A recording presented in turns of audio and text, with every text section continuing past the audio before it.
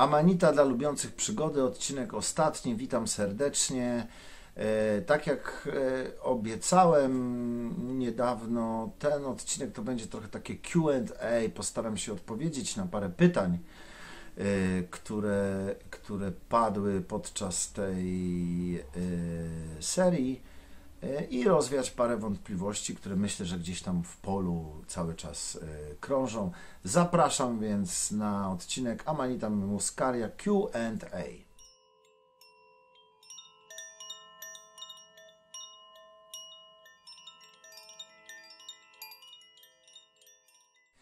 Słuchajcie, pytanie pierwsze, które do mnie dotarło. Co tak naprawdę daje nam mikrodosing? To jest dobre pytanie i postaram się na nie...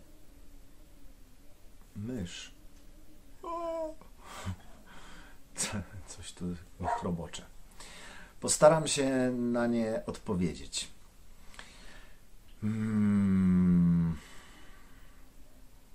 Odpowiedź nie jest prosta. Dlatego, że no tak w ogóle z enteogenami jest, że to, jak działają na nas enteogeny czy związki enteogenne, jest w zasadzie taką rzeczywistością absolutnie nieopowiadalną.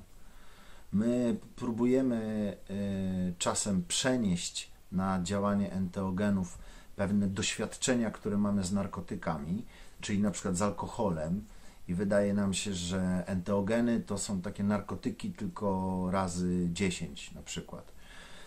Bo alkohol jest legalny, a enteogeny, amanita jest legalna, ale wiele enteogenów nie jest legalnych. Nic bardziej mylnego. Sposób, spektrum zadziałania na nasz organizm enteogenów jest zupełnie inne niż działanie na nasz organizm narkotyków. Różnice są, pierwsza różnica fundamentalna. O ile narkotyki, czyli opiaty, czyli różnego rodzaju dopalacze, związki chemiczne, alkohol, wiele różnych takich związków, od których się uzależniamy w życiu, degradują naszą psychikę, degradują nasz umysł, degradują ostatecznie nasze ciało i degradują w jakiś sposób, można by powiedzieć, nasze zdolności poznawcze. O tyle enteogeny używane w pewien ściśle określony sposób, bo enteogeny, tak mówimy czasem o nich, że są to lekarstwa, jest to medycyna, więc w stosunku do każdej medycyny i każdego enteogenu i każdego lekarstwa i każdego zioła nawet, które na świecie występuje, istnieje również pewien protokół przyjmowania go, tak aby było to bezpieczne i skuteczne i działające. Więc enteogeny przyjmowane według pewnego ścisłego protokołu i w pewnych ściśle określonych okolicznościach działają na nasz organizm leczniczo. Działają leczniczo na bardzo wielu poziomach. Działają na poziomie biologicznym, na poziomie chemicznym, na poziomie elektrycznym i na poziomie mentalnym. Nie inaczej jest z amanitą. I nie inaczej jest z zadziałaniem w przestrzeni mikrodozingowej amanity na nasz organizm. Przede wszystkim to, co powiedziałem w jednym z poprzednich filmów, mikrodosing amanitowy stabilizuje chemię naszego mózgu, czyli zapewnia zbilansowanie, czy zapewnia pewną równowagę pomiędzy neuroprzekaźnikiem pobudzającym, czyli kwasem glutaminowym, a neuroprzekaźnikiem hamującym, czyli kwasem gamma-aminomasłowym, którego muscymol zawarty w amanicie jest superagonistą, czyli jeżeli mamy tej substancji za mało, a zazwyczaj mamy za mało, to muscymol niejako zastępuje dość skutecznie tenże neuroprzekaźnik, powodując uczucie pewnej homeostazy czy równowagi w naszym organizmie. Tym samym chroni nasze sieci neuronowe, tym samym powoduje większą sprawność naszego umysłu w postaci zdolności do zapamiętywania, pewnej jasności naszych myśli, likwiduje takie zjawisko, które jest zjawiskiem bardzo częstym rano, w momencie, kiedy zostaniemy poddani działaniu pewnych toksyn, których jest bardzo dużo w naszym środowisku i w pokarmie. Mówię o zjawisku tak zwanym brain fog, czyli takiej mgły w głowie, takiej ociężałości naszej głowy, która nie pozwala nam jakby skutecznie realizować w życiu siebie. Więc to jest pierwszy jakby taki odczuwalny efekt. Pamiętajmy jednak, że ten efekt pojawia się, on nie zawsze pojawia się od pierwszego użycia, on może pojawić się po paru dniach i pamiętajmy, że nie jest to żadna magia. Jeżeli będziemy stosować mikrodosing amanitowy, a nie zmienimy swojej diety, czyli nie zredukujemy, czy nie będziemy redukować w swojej diecie na przykład cukrów prostych, czy nadmiernych ilości soli, o soli jeszcze powiem krótko, no to efektów muscymolu nie będziemy aż tak za bardzo odczuwać w naszym organizmie, bo nasz organizm poprzez nadpodaż prostych węglowodanów i poprzez nadpodaż białej mąki, czy w ogóle stosowanie takiej diety, powiedzmy, wysokowęglowodanowej, jest w nieustannym stanie zapalnym. Nasz organizm poprzez torpedowanie go zbyt dużymi ilościami soli musi utrzymywać w swoim organizmie bardzo duże ilości wody i to takiej wody, która z perspektywy organizmu jest bezużyteczna, dlatego że ona zajmuje się tylko i wyłącznie tak naprawdę sodem, co przekłada się na wzrost naszego ciśnienia tętniczego, bo im więcej wody w naszej krwi, tym nacisk na ścianki tętnic i żył większy, więc ciśnienie tym samym większe. Tym bardziej narażamy się na coś, co słona woda robi w naszym organizmie, co słona woda w ogóle robi. Słona woda ekranuje wszystkie oddziaływania elektromagnetyczne, więc komórki naszego ciała otoczone słoną wodą nie są w stanie skutecznie pobierać informacji z tak zwanego biopola, a to jest jakby podstawą prawidłowego funkcjonowania naszego organizmu, czyli komunikacja pomiędzy naszymi genami, które wykonują pewne procedury, ale instrukcje pobierają tak naprawdę z biopola. Odbywa się to poprzez pewną specjalną funkcję mitochondriów w nas, ale mitochondria są bardzo wrażliwe na chemię naszego organizmu i są bardzo wrażliwe na ilość pewnej słonej wody w naszym organizmie. Więc tu jeszcze raz jakby zachęcam do tego, żeby przepatrzeć sobie to, co jemy i jak jemy.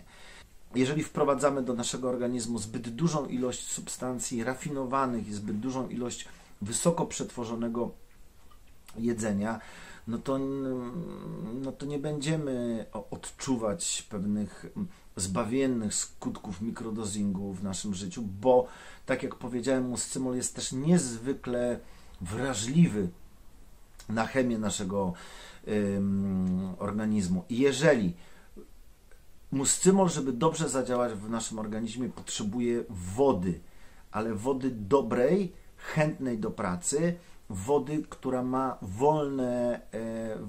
wolną swoją postać elektryczną. Więc pierwsze, co zrobi muscymol, to zacznie łączyć się z cząsteczkami sodu. I zacznie muscymol wraz z sodem wysikiwać i tym samym spędzać z naszego organizmu nadmiary wody. To jest efekt pozytywny, ale muscymol nie będzie mógł zadziałać w innych obszarach, bo będzie zajęty tylko i wyłącznie spuszczaniem z nas nadmiarów wody. Organizm, ponieważ potrzebuje sodu i ponieważ potrzebuje soli w ogóle, zarówno chloru, jak i sodu, to są bardzo ważne mikroelementy odpowiedzialne za bardzo wiele ważnych procesów życiowych w naszym organizmie, więc niechętnie pozbywa się nadmiarów sodu. Ja przypominam jeszcze raz, optymalna dawka, którą powinniśmy przyjmować dziennie, ale i tak jest to dawka mocno zawyżona, to jest 5 gram dziennie soli. Każdy z nas, według badań WHO, przyjmuje tej soli o dużo za dużo. Bo my nie pamiętamy o tym, że my bardzo dużo soli przyjmujemy z warzywami, bardzo dużo soli przyjmujemy z rybami, bardzo dużo soli przyjmujemy z wędlinami, bardzo dużo soli przyjmujemy z chlebami, bardzo dużo soli przyjmujemy we wszystkich wysoko przetworzonych produktach. Bardzo dużo. Więc po prostu uważajmy na to. Uważajmy na cukier i uważajmy na sól. Uważajmy, co nie znaczy, że w ogóle nie przyjmujmy. Jeżeli ktoś ma taki nawyk, jeżeli komuś to robi dobrze, że codziennie wypija sobie szklankę wody z 1/4 łyżeczki soli, bo go to oczyszcza z toksyn, bo to mu wspomaga trawienie i tak dalej, dobrze, to nic złego w tym nie ma, to jest dopiero 1/4 soli. Mówię tylko o tym, żeby nie jeść li tylko kubkami smakowymi, czyli tylko oczami. Trochę w takiej kulturze jesteśmy wychowani. Nasze kubki smakowe to jest jakby też taki efekt pewien pozwierzęcy, są bardzo wyczulone na sól, dlatego że zwierzęta muszą pozyskać sól z roślin i muszą pozyskać sól z różnego rodzaju produktów, w związku z czym mają te receptory smakowe bardzo na sól wyczulone. Nasze receptory też są na sól bardzo wyczulone i my bardzo chętnie je podrażniamy i wtedy uważamy, że coś jest smaczne, jak jest mocno słone. No po prostu na to uważajmy, no to nie ma żadnych faszyzmów, po prostu na to uważajmy. W przyrodzie funkcjonuje to z grubsza rzecz biorąc tak, że w momencie, kiedy zaczynamy dokarmiać leśne zwierzęta sianem, czymś, czego zwierzęta na ogół nie jedzą zimą. To już sam fakt, że dokarmiamy te zwierzęta zimą jest słabym pomysłem, bo dokarmiamy je głównie po to, żeby prościej się do nich strzelało. Pamiętajmy o tym. Ale siano jest paszą wysokoenergetyczną, natomiast zawierającą niewiele potrzebnych zwierzętom do przeżycia składników. I jeżeli podajemy im siano, to równocześnie musimy wystawiać tak zwane lizaki, czyli kostki solne do lizania, bo gdyby spożywały same siano, no to mogłyby sobie narobić trochę bałaganu w żołądku. Więc też im gorzej jemy zasadniczo, tym więcej tej soli potrzebujemy w formie takiej rafinowanej, czy w formie przetworzonej. Ale jeżeli zaczynamy jeść porządnie, jeżeli zaczynamy jeść warzywa, jeżeli zaczynamy jeść orzechy, jeżeli zaczynamy jeść ryby, jeżeli zaczynamy spożywać duże ilości nasyconych, dobrych tłuszczy, to aż tyle soli nie potrzebujemy. To nie jest nam do życia w takich ilościach, w których przyjmujemy, niezbędne, a jest dla naszego organizmu obciążeniem. Jeszcze większym obciążeniem jest cukier, jeszcze większym obciążeniem są proste węglowodany. Cukier jest neurotoksyną.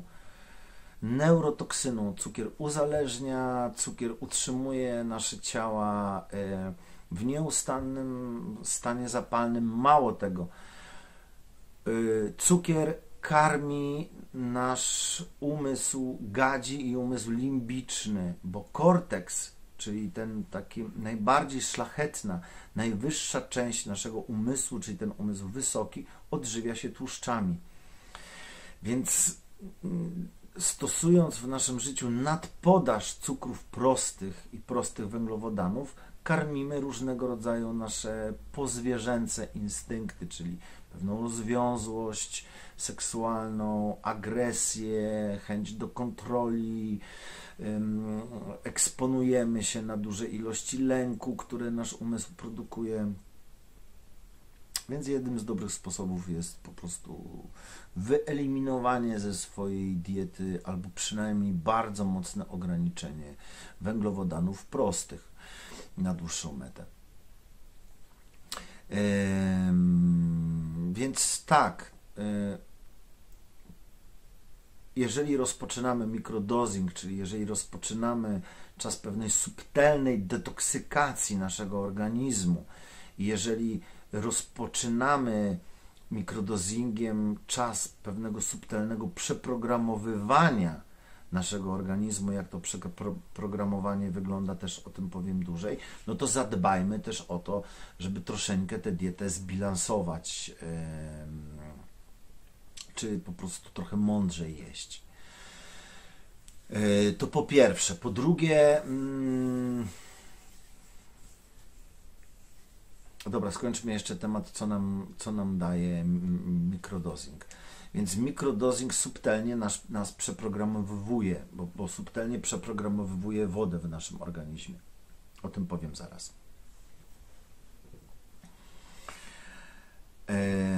Żeby zrozumieć w ogóle, jak działa muscymol, czy w ogóle jak działa amanita, musimy zrozumieć, czym jest woda. Ja wiem, że to jest temat kontrowersyjny, ale dla mnie w ogóle on nie jest kontrowersyjny. To jest w żadnym stopniu. Jeżeli woda nie ma pamięci, czyli jeżeli nie jest zdolna do tworzenia stałych wiązań wodorowych, to życie na Ziemi nie ma prawa istnieć. Chcę, żebyśmy to zrozumieli. Bo woda w sensie jakby chemicznym, biorąc pod uwagę jej masę molową, jest w zasadzie gazem. Zbudowana jest z dwóch cząsteczek gazów, tlen i wodór.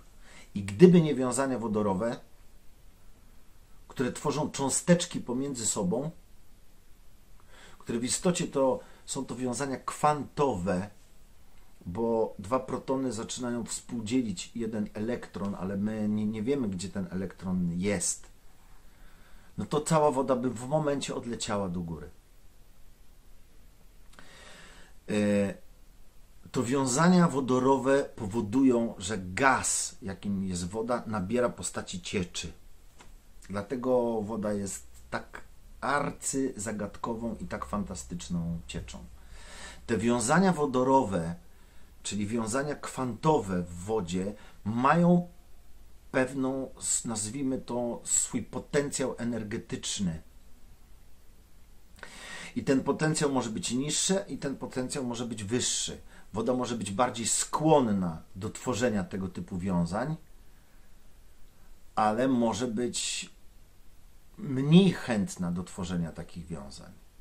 Woda, w której rozpuszczonych jest dużo soli mineralnych, jest mniej chętna do tworzenia tego typu wiązań, ale ona sama z siebie wtedy jest cięższa. Woda, która zawiera w sobie dużo deuteru, czyli związków dwuatomowego wodoru, zwana martwą wodą, czy ciężką wodą. Marzenko? Tak, słoneczko. Już jedziemy? Przychodzę po ciebie. Kamera, akcja! Więc tak jak powiedziałem, wiązanie wodorowe jest absolutnie podstawą życia we wszechświecie. To wiązania wodorowe czy wiązania kwantowe trzymają w porządku całe nasze DNA. To wiązania wodorowe odpowiedzialne są za niezwykłe właściwości wody. Te wiązania wodorowe są bardzo podatne na różnego rodzaju wpływy.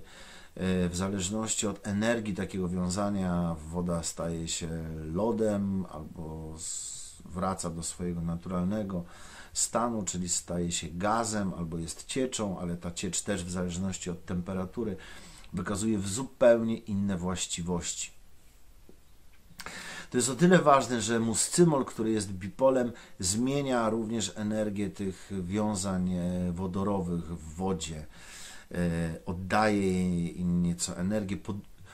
Możemy najprościej powiedzieć, że podnosi wibrację wody bardzo znacznie, co za tym idzie, podnosi ogólną wibrację całego naszego organizmu. Podobne właściwości do muscymolu ma alkohol. Zresztą alkohol, spiryt, duch, już starożytni przeczuwali, że w cieczy zwanej alkoholem drzemie jakaś duchowa siła i ona rzeczywiście jest. Ona jest zapisana również w pewnych wiązaniach wodorowych czy pewnych wiązaniach kwantowych, które alkohol potrafi tworzyć z wodą. Alkohol również rozwibrowywuje wodę i również, podobnie jak muscymol, przestraja całą naszą antenę, bo woda w nas ma postać anteny. Woda jest naszą anteną, bo woda potrafi odbierać i zapamiętywać różnego rodzaju oddziaływania elektromagnetyczne. Z tym, że alkohol przestraja tę antenę jakby w stronę ciała bolesnego, w stronę niskich wibracji, rozbija całą strukturę wody, zakłóca elektrykę umysłu i tak naprawdę po użyciu alkoholu organizm bardzo, bardzo długo odbudowywuje właściwą strukturę wody. Jak to robi? Robi to poprzez serce, czyli poprzez ruch wirowy i pole elektromagnetyczne serca przywraca powoli właściwą strukturę, ale po alkoholu trwa to około tygodnia tak naprawdę. Po poważnym użyciu alkoholu. Muscymol również zmienia elektrykę naszej wody, a przez to zmienia również subtelnie elektrykę naszego mózgu, dlatego że mózg w 82% składa się z wody. Przestraja niejako naszą antenę na nieco inne pasmo, w związku z tym jesteśmy w stanie my jako organizm pobierać większą ilość informacji z biopola czy z tak zwanej rzeczywistości niejawnej. Więc to jest druga, jakby to powiedzieć, zaleta mikrodozingu. Trzecią zaletą mikrodozingu czy stanu mikrodozingowego jest to, że jesteśmy lepiej połączeni z biopolem, w związku z czym skuteczniej uczestniczymy w różnego rodzaju polach zawiązanych przez pole serca. Wzrasta w naszym życiu ilość różnego rodzaju koincydencji, różnego rodzaju synchroniczności i w związku z tym mamy wrażenie, że wszechświat skutecznie się z nami komunikuje. Niemniej jednak, no tak jak powiedziałem, bardzo trudno opowiadać jest o enteogenach, dlatego że to, jak na nas działają, jest w istocie nieopowiadalne. Czy mikrodosing niesie ze sobą jakieś negatywne konsekwencje? O ile przestrzega się zalecanych dawek, nie, raczej nie powinien. Czy uzależnia? Fizycznie nie uzależnia, niemniej jednak, jak tak powiedziałem w jednym z odcinków,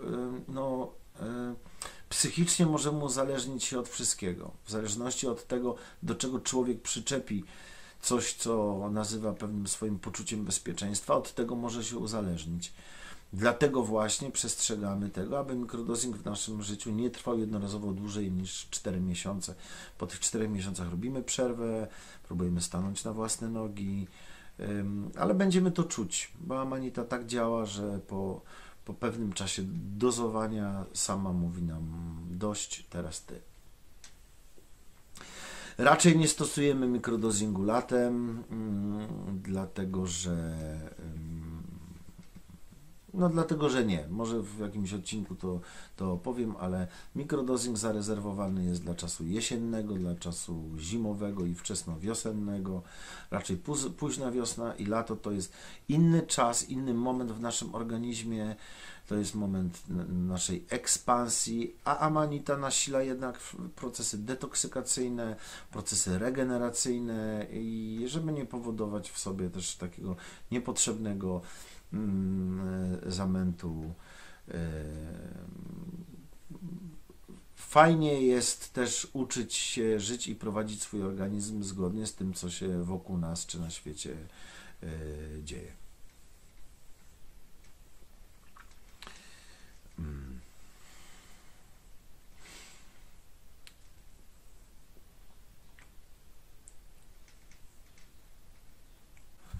Dużo pytań jest o sól, ale ja już właściwie odpowiedziałem na to pytanie. No, wszystko z umiarem i z rozsądkiem. Człowiek nie jest przyzwyczajony i jego organizm nie potrafi poradzić sobie z pewnymi substancjami, które przyjmujemy w takim zagęszczeniu, w jakim je przyjmujemy. O ile te substancje występują w przyrodzie w niewielkich stężeniach, no to działają dobrze na nasz organizm, ale jak zaczynamy przyjmować je w ilościach rafinowanych, tak zwanych, czyli cukier w zagęszczeniu, sól w zagęszczeniu, alkohol w zagęszczeniu. Więc razem z amanitą szukamy umiaru, szukamy homeostazy, szukamy równowagi i tyle. Co nasila działanie amanity? Amanita bardzo lubi różnego rodzaju soki owocowe. To na pewno. Świetnym pomysłem, żeby dodawać do ambrozji, co można dodawać do ambrozji, to jest na pewno miód. Amanita uwielbia miód. Amanita uwielbia ormus, czy ormusy.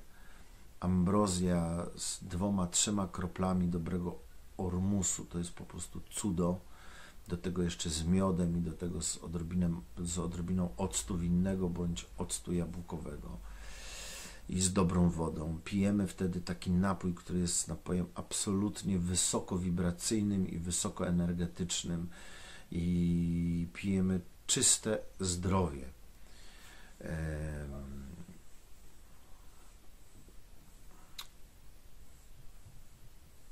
Amanita lubi niskie temperatury, pamiętajmy o tym, zarówno jeśli chodzi o przechowywanie, jak i o pracę. Amanita nie lubi, i to powtarzam jeszcze raz, choć wiem, że taka moda jest, więc każdy niech sobie tam robi jak chce, to jest moje zdanie, ale też tak zapamiętała to tradycja. Amanita nie lubi gotowanek, amanita nie lubi być za bardzo gotowana. My gotujemy amanitę wtedy, kiedy chcemy pozbawić ją pewnych substancji psychoaktywnych. Gotujemy ją wtedy z solą, w wodzie z solą, wodę odlewamy, a amanitę jemy. Amanita jest dla nas przygotowana w takiej formie, w jakiej rośnie i w takiej jest najlepsza. Gotując tak naprawdę amanitę, czy robiąc jakieś wywary z amanity, wygotowujemy z niej parę rzeczy i zmieniamy jej w ogóle skład biochemiczny, bo wysoka woda doprowadzona do wysokiej temperatury też po prostu zupełnie inaczej działa z tym grzybem. Wiem, że niekiedy zdarza się tak, że taki wywar z amanity, który zagotujecie, potem w całości pijecie. Ja też o tym mówiłem. To nic się nie nadaje do picia, moim zdaniem. To powinno się dalej rozrobić z wodą. Takimi wywarami można sobie może nie tyle zrobić krzywdę fizycznie, ale tak, można potem wymiotować, może potem bardzo boleć brzuch. można sobie zrobić krzywdę psychiczną, bo nie powinno się spożywać amanity w ogóle w ilościach większych niż 10 gram. Takie jest moje zdanie, a już na pewno nie samodzielnie, bo w 9 przypadkach na 10 nie wydarzy się nic, natomiast za 10 razem możemy przekroczyć pewną granicę, a amanita potrafi wprowadzić nas mentalnie w trudny stan, na przykład różnego rodzaju zapętleń, czy taki stan, z którego dość trudno będzie nam samodzielnie przez długi czas wyjść i możemy się po prostu porządnie wystraszyć. Dobra, słuchajcie, to by było na tyle. Dziękuję, że mi towarzyszyliście przez całą tę serię. Drugą, przepraszam za moje gadulstwo. Wiem, że niektórzy z Was sobie jakoś tam radzili z tym.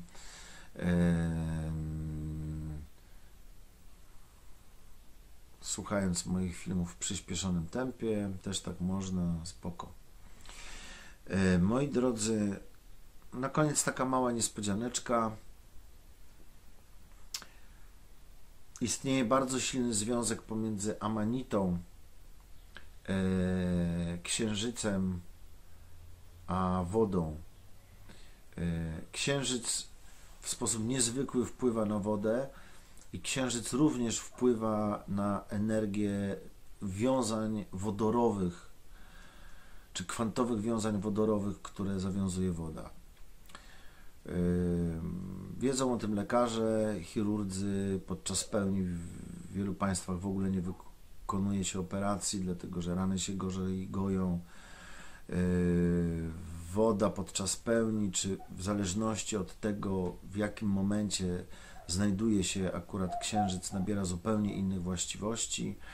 Amanita z dawien dawna kojarzona była właśnie z księżycem i właśnie z wodą.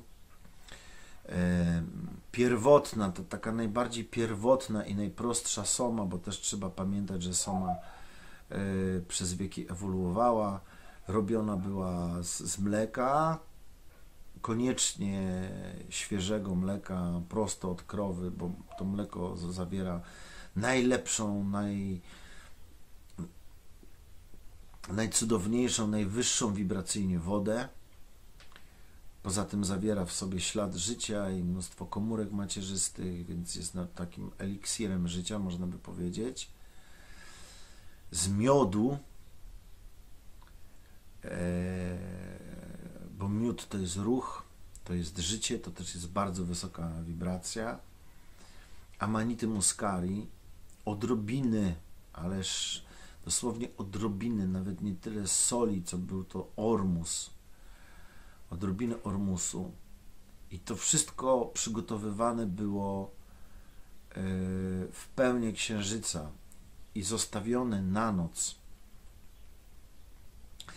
żeby księżyc jeszcze dodatkowo jakby polepszył właściwości tego napoju. Ten napój wtedy fermentował, dlatego że mleko wystawione podczas pełni dość szybko fermentuje, tak samo jak mięso niezakonserwowane pozostawione podczas pełni szybko się psuje, bo księżyc w pełni robi coś w rodzaju pewnego resetowania wody naturalnego. Ale księżyc z amanitą naprawdę świetnie działa. Zróbcie kiedyś taki eksperyment. Nie musi to być mleko, może to być woda. Weźcie wodę, rozróbcie, odrobinę amanity, dodajcie do tego miodu, dodajcie trochę do tego ormusu. Zostawcie to na noc gdzieś na parapecie, tak żeby ten blask księżycowy mógł to omieść. Choć tak naprawdę to nie ma większego znaczenia. To chodzi o pewne siły elektromagnetyczne wytwarzane przez księżyc, ich oddziaływania na wodę. Taki napój będzie prawdziwie zdrowotnym, wspaniałym napojem. Będzie somą, bo soma to ciało. Ale soma to też Bóg kojarzony z księżycem i soma to też stan ducha.